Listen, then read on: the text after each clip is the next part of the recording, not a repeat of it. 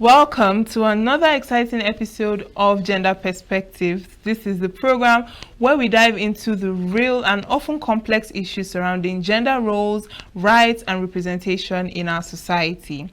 And today, we are exploring a powerful and sometimes uncomfortable subject, which is the influence of traditional culture on gender equality.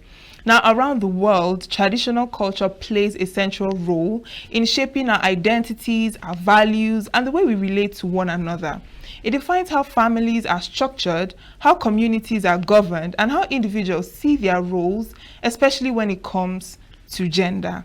And now the question is, how do we strike a balance between respecting cultural identity and promoting gender justice? I am Uchenna Chimdi Olwoha. Join me as I unpack these and more right after the break. We are local. We are right now with the wife of the man that was Why the main market is in chaos. People We are national. Those in support of this motion as amended, say aye. we have taken the vote by default. We are international. Israeli airstrikes. Donald Trump left us the worst unemployment.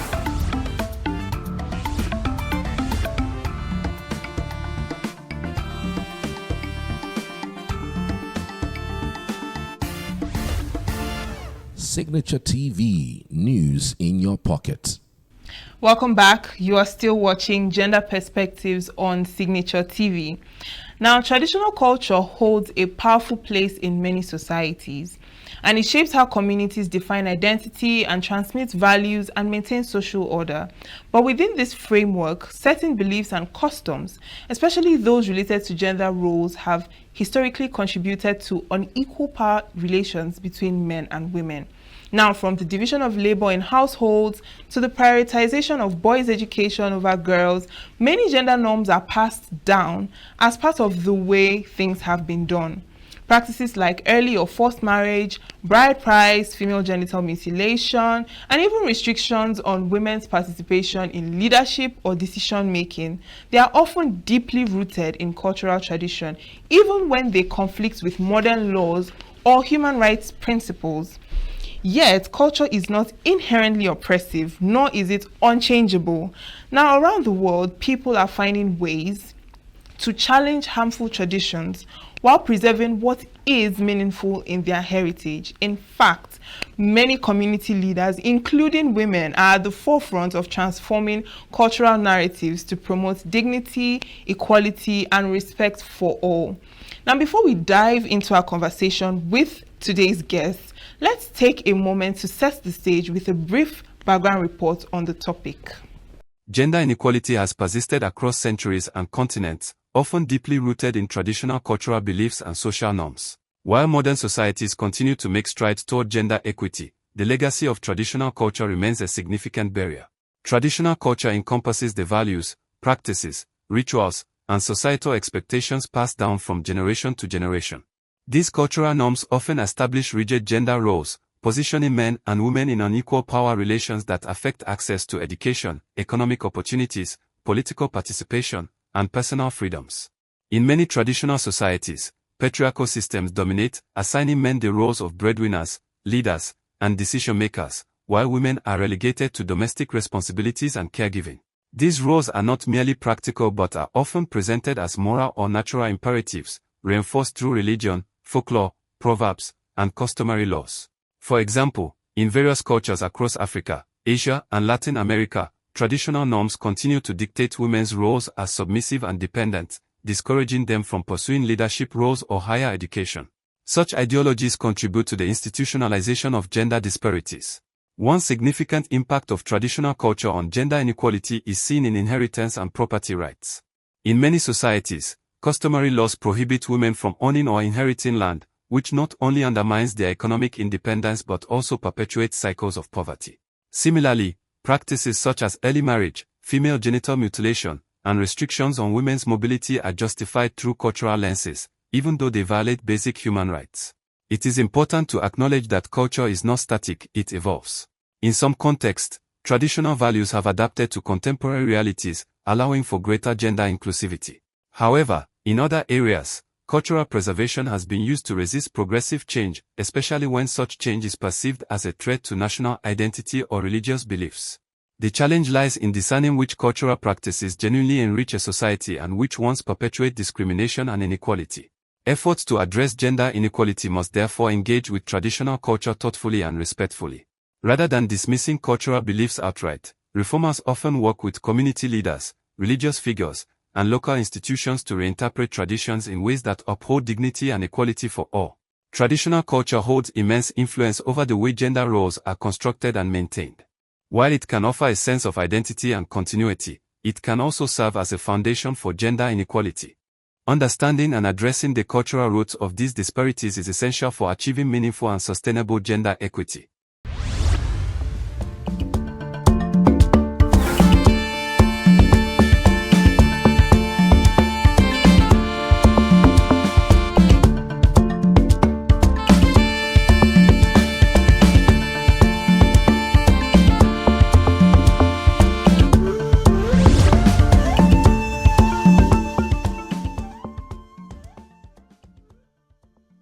I hope you enjoyed that background report. And looking at it, while culture can provide a sense of belonging and continuity, it can also carry with it deep-rooted beliefs and practices that limit opportunities not just for women and girls, but also for men who don't conform to expected roles.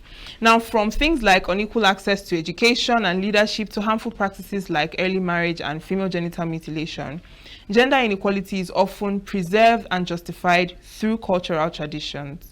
Yet, this isn't a one-sided story, because across many societies, people are rising to challenge harmful norms while still honoring what is meaningful in their cultural heritage. And now, to help us unpack these layers, we are joined by a special guest. Her name is Nnamaka Ilodigwe. She is the founder and executive director, Women and Child Justice Initiative, Nigeria. Welcome to the program. It's my pleasure to have you. Thank you, Lucy, and good afternoon, our listeners. Yes. Now, we're looking at, culture, and its influence on gender inequality. Now, first of all, in what ways, do these traditional norms or do this culture contribute to the issue of gender inequality? Okay, you have the introductory part has said almost everything, wonderful introduction. Thank you. Now, and also from what you had also outlined for us, it is gender inequality is a kind of unfair treatment targeted towards a certain group of persons. It could be the woman, it could be the male. But however, we are emphasizing on the women because they are the most vulnerable, the women and the girls. So when we look at culture connecting with this gender inequality, culture does a lot in terms of the issue of creating inequalities, this unfair treatment. Are we talking about, there are a plethora, though it has already been condemned by most laws in Nigeria, even the Constitution itself, by virtue of Section 42 sub 2, has condemned discrimination. When you talk about unequal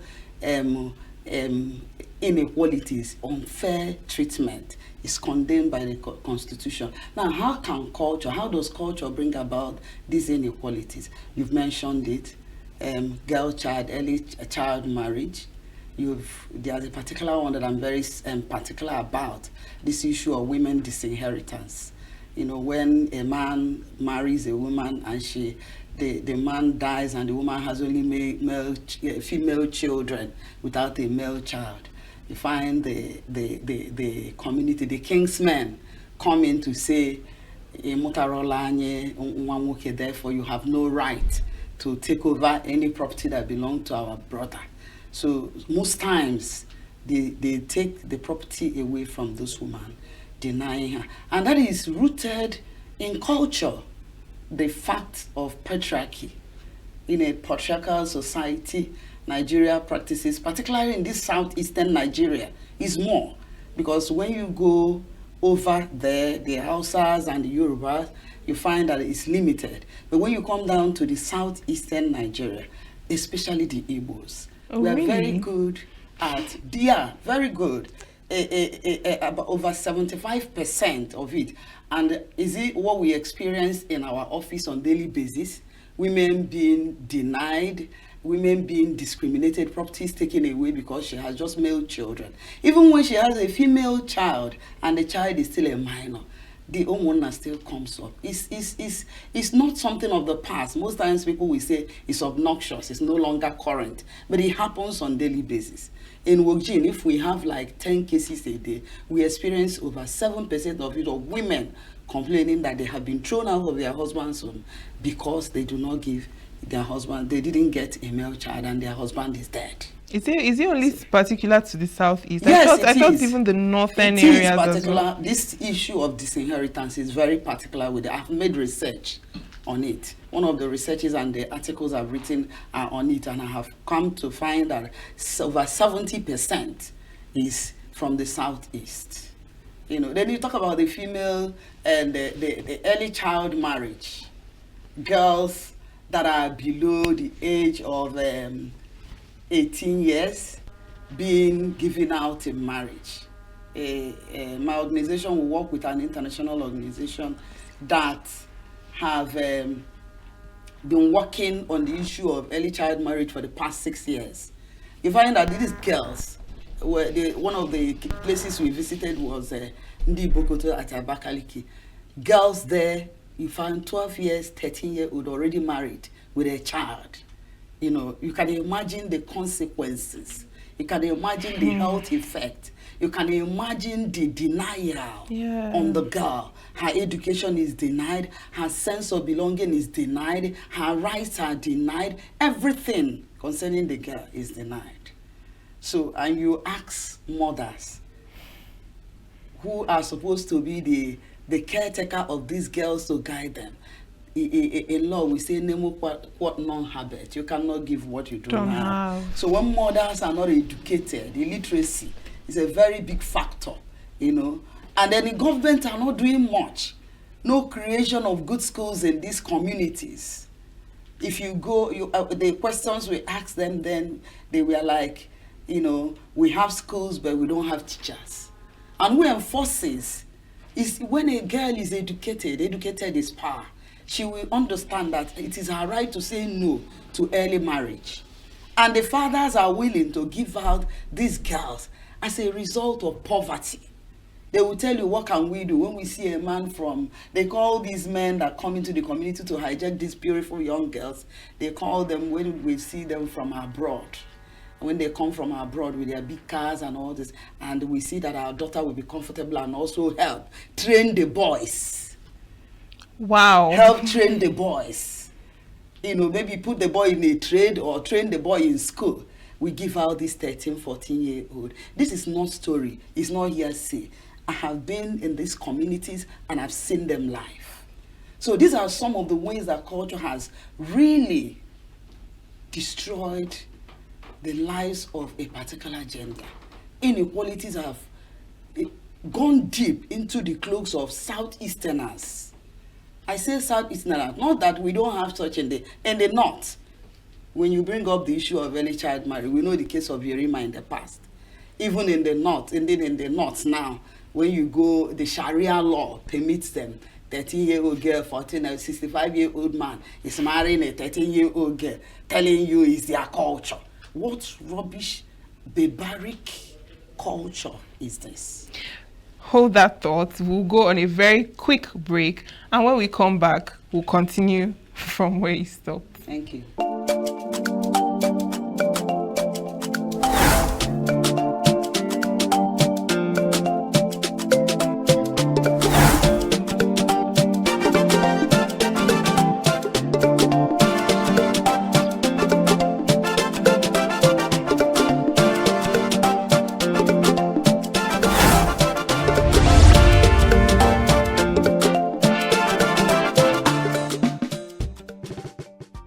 Welcome back.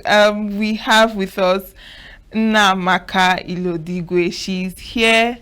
You know, we're talking about the influence of traditional culture on gender inequality. Please continue from where you stopped, ma'am. We're talking about the cultural practices, you know, that lead to this inequality. And you were talking on early marriage. Yes. Okay, I was emphasizing that early child marriage is, or forced marriage as they call it, is against the right of the child. You know, we've seen it happen in several places, not just even in Ebonyi State, where we went to the last time. We've seen it even in Aninri, here in Enugu State, you know, when we visited them. And but the good thing is that some of these traditional rulers are beginning to understand what we are talking about. In the past, they were seeing it as we are trying to truncate culture using the law, and they tell you law is law, culture is culture. You know, but when you explain these things to them and explain the implications of a girl that is yet to form health-wise properly, getting into marriage, even mentally, psychologically, she has no knowledge of how to manage a man, manage herself. You can understand a 13-year-old girl getting into marriage, beginning to take up the roles of a mother, the roles of a wife. I mean, it's a lot for her. So yeah. Most times, some of these traditional rulers are beginning to align with us.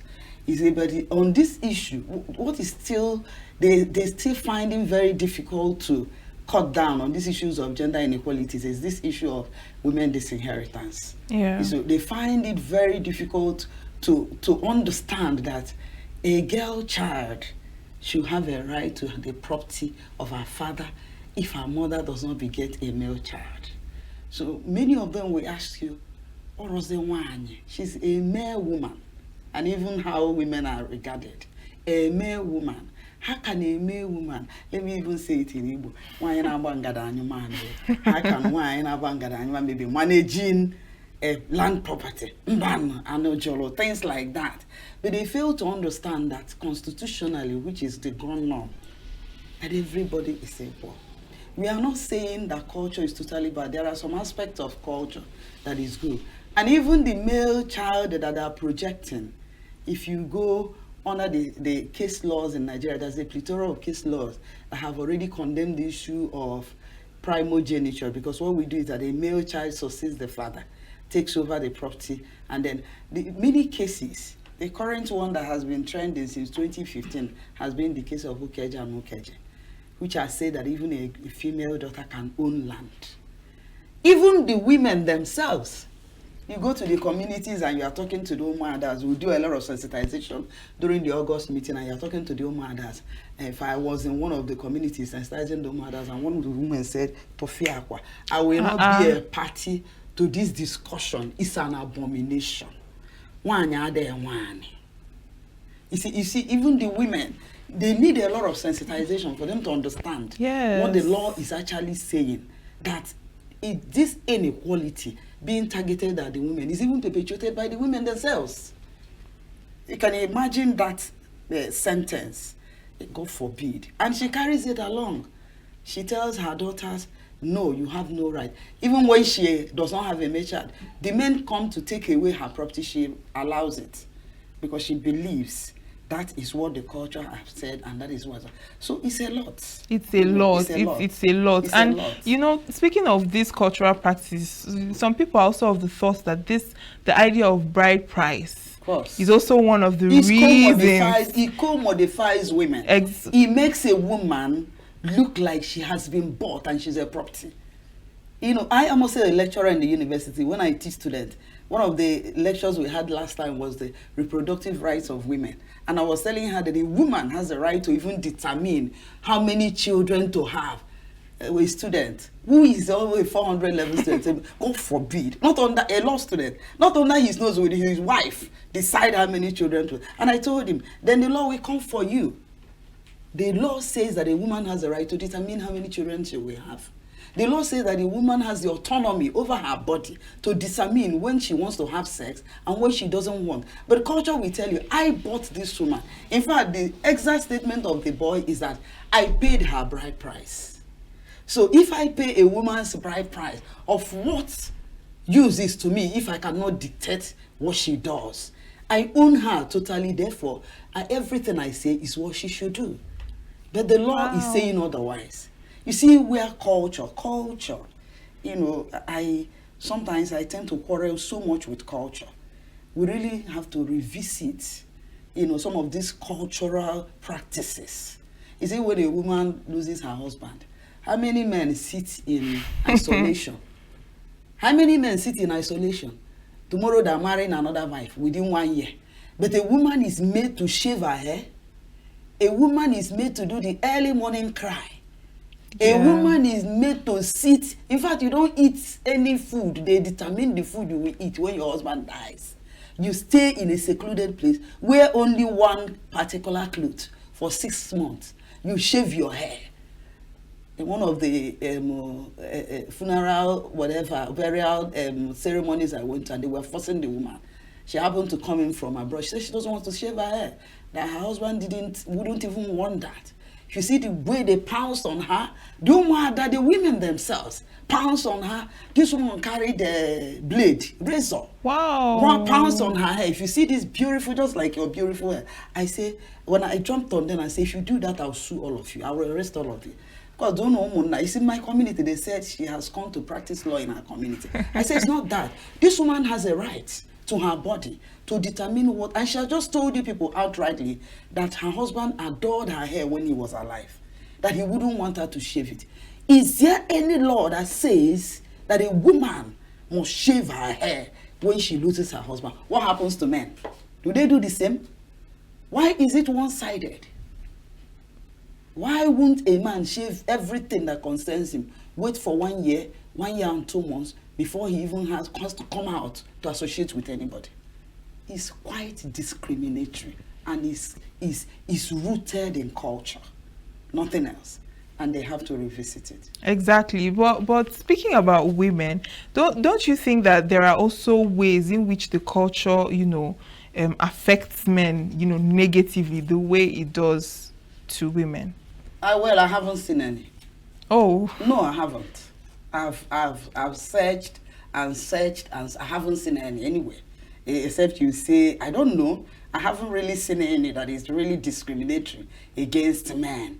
Except you say when a man wants to come and marry a woman, he pays money. But that's the culture. When a man wants to come and marry a woman, he pays the dowry. Why shouldn't the woman pay dowry on the man as well? But that's culture. That's how they created it. If they want to do something to it, to remove the inequality, then they scrape up the issue of payment of bride price. But sometimes culture also will tell you that it makes a woman have a sense of belonging, that she has been married into the, but it is to the disadvantage of the woman, because most men use it as, I have bought her, I've given 2 bags of yam, I've paid dowry. And I asked them, how much do you even pay as dowry? The law says, the Anambra state law, Enugu state law, the law says, an administration of the state law says, the law is 60 naira that you pay on the head of a woman. It's 60 naira. And then you marry a graduate who has gone through school, maybe a lawyer or a doctor, and you are paying 60 naira. Well, sometimes they don't, but what the law is requesting from you, if at all you are going to return that dowry, is 60 naira. Do you understand? That's what the law says. If you like, pay 1 million. It's of mere, it's not of significance to the law. The law says 60 naira is the appropriate, you know, except for all these incidents. So there are some other incidental expenses that could be made on the head of the woman. Maybe you bought a house for her and her family. Those ones are now added. Yes. What the law is interested in is that money, amount of money you paid on her head. Now, even if you pay 1 million on the head of a girl, how much did her parents spend on her when going to school? I'm not trying to be, anyway, I am gender biased. I say it anywhere. I fight the cause of women and children. However, I'm not saying that that you buy a woman. You know, a man should be made to, you know, strip himself naked or finish his bank account before he wants to marry. No. What I'm saying is that the essence of the Constitution which we have is that non-discrimination on the basis of sex, gender, religion, whatever, that nobody should be discriminated upon. Therefore, be you a woman, be you a man, you have equal opportunities. There shouldn't be this issue of culture bringing in all these inequalities against a particular gender. Haven't you heard? Even when a woman wants to do a certain things, women are relegated to the background, go to the kitchen. In fact, as a woman, your mother begins to raise you, know how to cross your leg, know how to sit down. All those stories. Now, the guy tells him, nah, you got my ball. That's at your right, you're a man. And then you as a woman is made not to be heard. You are made not even to be seen. You are asked to, even if you shout, you are having a conversation with your brother and you raise your voice, your mother will say, do you realize that you're a woman and you are raising your voice? You should bring your voice down. What happens to the man? What happens to the man? That is why there's a lot of issues of divorce, abandonment, separation. Now, you have over 85% of you married today, tomorrow they're out. Lawyer, I don't want to be in that marriage anymore. Because we end up training the girls and we don't train the boys. We give the boys the power. Do whatever you like, you are a man. Society supports you. After all, you know, this male primogeniture, a man has everything. He takes over everything. But these days, you know, with modernization and, you know, education, a lot of parents seem to have, you know, shifted from that. Yes. You are very mindset correct. And people, a lot have shifted, but many have not.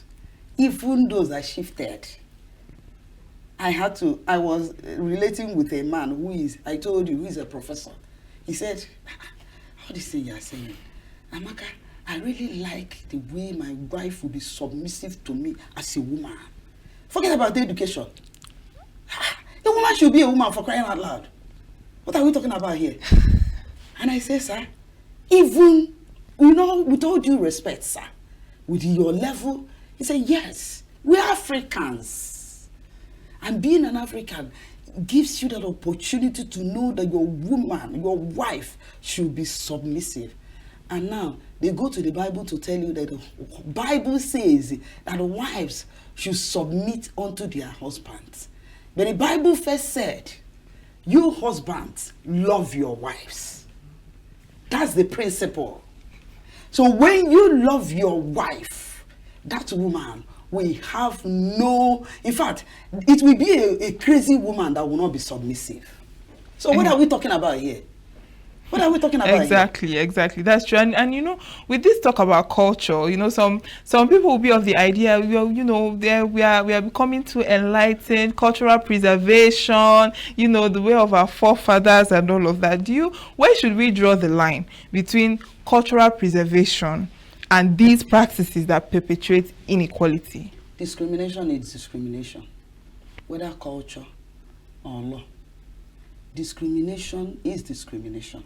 Anything that brings another person down is not supposed to hold. Culture or no culture, we should begin to revisit these cultures. And even under the law, it says that any custom that is repugnant to natural justice, equity, and good conscience, the court will not uphold it. Therefore, we should begin to revisit all these cultures that humiliate women. If you love me and you treat me well, there is no way I will not give you what you want. We still maintain our culture. For goodness sake, we are not saying a man should be a woman and a woman should be a man. What we are saying is that treat a woman the way a man should. Allow her go to school. Allow her marry at the age of 21, which the law, or 18, which the law has said. Or even if he decides beyond that, do not force me to marry off at a young age because you want to train my brother. That's injustice. That's a lot of injustice on me. I had a friend whose this kind of act was perpetrated on her. Today she's an illiterate. Each time she sees me as a friend, she says, Amaka, I hate my father for doing this to me. She married a rich man, but she can't write her name up till now. It's at the mercy of her husband that she began to, practice one or two things and began to do one or two things. But as an idiot was another market, when Bogi loses at a point, a woman, it will be difficult for her to even want to press this laptop. You find it hard. Yes. Do you understand? So do not deny that girl. Give her, even the Child Right Act, in all actions relating to children, the best interest of the child is paramount. You shouldn't give me out to marry because you are suffering. It is your responsibility as my father who brought me into this world and my mother who brought me into the world to provide for me to a certain age. The law says 18 years. Yeah. So you can't just marry me off to use me as a bargain to feed, as a bargain to train as a bargain to run away from poverty. In the past, what were our parents doing? Did we have as much as lawyers, doctors, or human rights activists flying everywhere now? But we were feeding and they were training us in school. Yes, we are farming. But these days, most parents don't even want to farm. You talk of issue of trafficking. Mothers are even the ones encouraging their daughters to go. Now, Mr. K is coming from this thing to take you to Italy, take you to Canada, take you to this. Everybody is jumping to japa. You don't know what your daughter is jumping into. Yes, that's Do you understand? The ones they say Yeah. you are taking my child abroad, you don't know. We had so many cases. Can you share, maybe one case you've had where, culture has done this type of Harm, a lot. We have so much. I've told you the issue of disinheritance. We see it on daily basis. In fact, the taste that is trending, it was even on Afia TV. These girls, their mother gave birth to them, 3 girls and a boy. The boy happened to be a special child. Their father died. And their mother died. I think it happened at Ngu there. And their house is dilapidated. 2 of the daughters are married, 1 is unmarried.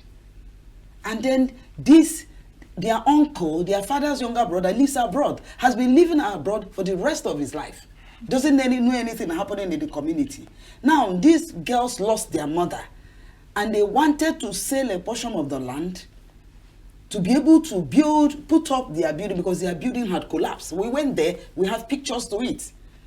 Their building had collapsed. Where would they bury their mother? And also give us a space to bury our mother. He told them that girls, he cannot share property with girls. That all the property that their father left belongs to him. And then these girls reported the matter to the office. I told them that it's a lie. Of course, we wrote State CID. State CID, the Commissioner of Police supported and said, go and tell them, because this man from overseas sent thugs to come and break down this house that these girls were renovating. They had already renovated, they remaining there for them to roof this house. They pulled down this building, broke down everything. The state CID sent people to arrest those thugs. They were arrested. The matter is still in court. Anyway, arrested them, and the uncle was abroad, sending money to these thugs to continue perpetuating their injustice against the girl. Up till today, their mother is still not buried. Because they are girls. Because he can't share property with girls. Are we talking about numerous violations of, because of this bride price thing, a woman is told, I married you, this and that. Everyday abuse of battery. Incessant battery. I'm just coming from area command here, where a man sent the wife packing after battering her, took away the 4 children, sent these 4 children to the village for his own mother to train the children, these minor children, telling their mother, you are incapable of raising my children, because he paid her bride price. What are we doing to ourselves in the name of culture? Do you think that this bride price thing is something that should be removed totally? Well, I'm not saying that it should be removed. It's a beautiful culture, if you must ask me. But I think education is needed. In fact, all these people doing a marriage course, It's not only telling them, wife, submit to your husband, husband, submit. No. Teach them that when you marry a wife has respect. If your woman wants to be a career woman, in fact, we should begin to sign papers to that effect. If you want to marry my daughter, sign paper. What do you want to do as my wife? She has a right. Look at you, you see. You are enjoying your job. A man comes, if you are not yet married, and says, you see, I want to marry you. In the name of love, you jump in. In 2 days, he tells you, you see, resign all over.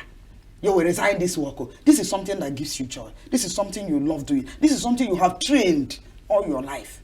And then he expects you to sit in the house. He will tell you, choose the one you prefer. Why don't you have a conversation with this woman? And most times it's under duress. No conversation. Why don't you have a conversation? When you have a conversation and the woman agrees, okay, let me give the children 5 years. You know that she has accepted that.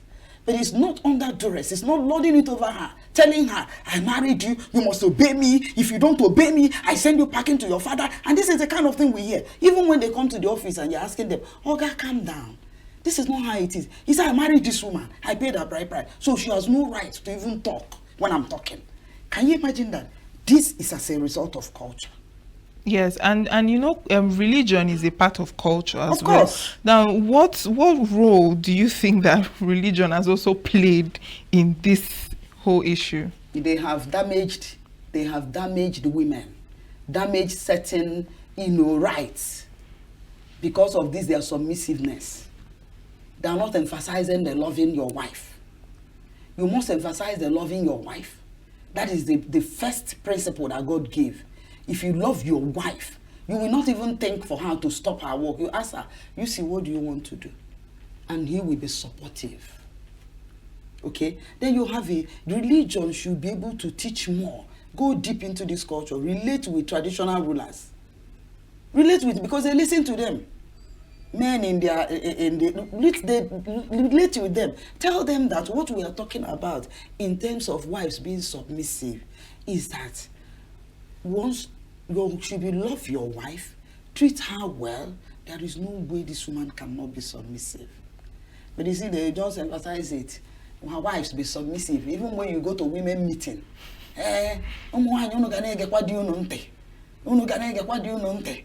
do this religion? How many of this? Most times you go for women meeting, it's women that are being taught, women this, women that. I asked one of the reverend fathers, I said, how many times have you people gathered men and taught them how to marry their wives? How many times have you gathered men and taught them what actually the Bible is telling them as their responsibilities in their home? They are the head of the home. And when the head is there beating the wife, what is he expecting from the children that are there watching? A child cannot grow outside. He says that the mind of a child is a tabula rasa. So whatever the child sees is what the child puts up tomorrow. He becomes whatever he becomes, a bully, because he sees his father draw belt to beat that woman. Come on, woman.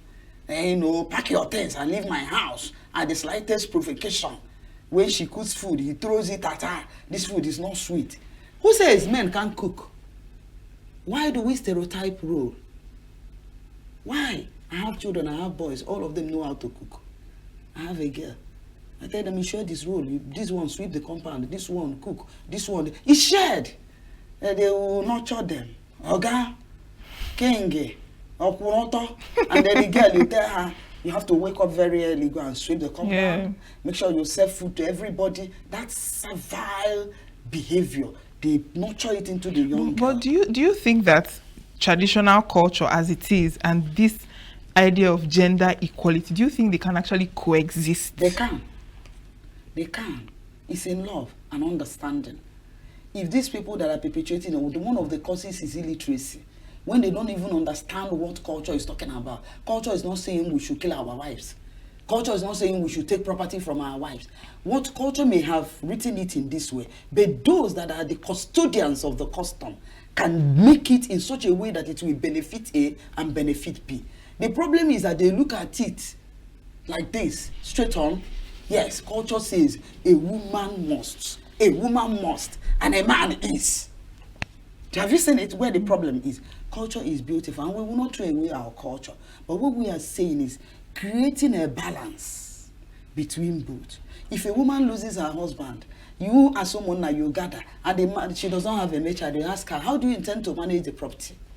Some even have been in one of the cases where the girl is made, a 35-year-old girl that lost her husband with 3 children. She's forced to marry her husband's younger brother, who is an imbecile, so that she can maintain her husband's property. Is it not an injustice? It's tragic. Yes, Very and pathetic. tragic. If you want, look, Wani, the only way you can, and when I sit, I don't go as a lawyer, I just dress casually and you listen to them. The only way you can take this your husband's thing is marry this one. If you say no, then forget about it. This is a woman, maybe her husband doesn't even have an idea how to raise that fund or do that business. He came in, managed this business, grew this business, and then the man died. Built houses, bought cars, and then he dies. You come up and say, because she's a woman, she cannot manage it. Things need to actually change. Culture honestly, needs to culture change. needs The to custodian change. of the culture, they need to change. And then awareness, more awareness. NGOs are everywhere, jumping from one corner to another, sensitizing. The problem is the more we sensitize, the more they bring up these issues of inequalities. Yes, and just before we wrap it up, if you now what would be your message or like your final words to those who are watching, cultural or community leaders? You know, what is your message to them concerning this issue of culture and gender inequality? Okay, when we say gender equality, we are not saying a man should be a woman and a woman should be a woman. Those are two beautiful concepts created by God. What we are saying is that opportunity be given to a man, opportunity be given to a woman. And you, as the custodian of your community, get women involved in your cabinet. Because when you take certain decisions that concern women, those women will be able to point out 1 or 2 things. So we are saying that we go back to the way our forefathers handled culture. They did not. The one manner we are seeing things happen now as a result of culture, I paid the other way, I did this, it's not the way we saw it in the past. Women were respected. Women were provided for. We had our fathers having the bands, having yam, and then providing for their wives and their children, taking care of them. In fact, a man is respected by how much he has taken care of his wife and his children in the past. But these days, what we see is totally different because people are attributing it to culture. Thank you so much, Namaka Ilodigwe. I had a very wonderful time with you and this conversation. Thank you so much for joining me. Thank you for having me. And we'll go on a very quick break, and when we come back, Gender Perspective continues. Stay with us.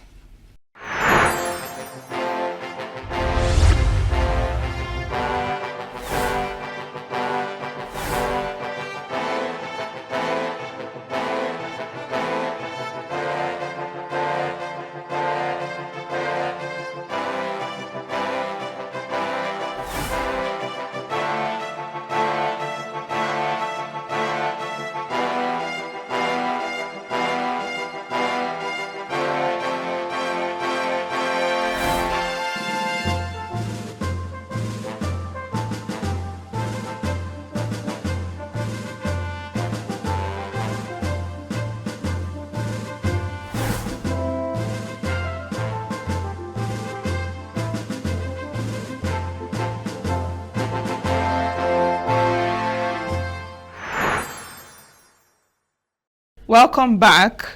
We just had a conversation with Namaka Ilodigwe, and as we heard, the relationship between traditional culture and gender inequality is complex. We as a people need to come together and look into what exactly we put out as culture and to perpetuate some injustices.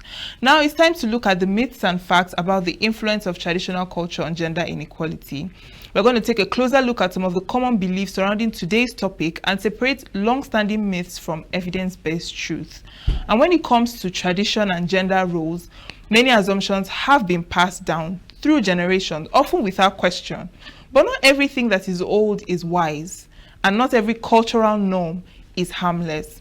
And so in this segment, we'll challenge some of the most widespread misconceptions and bring in the facts that help us see the bigger picture.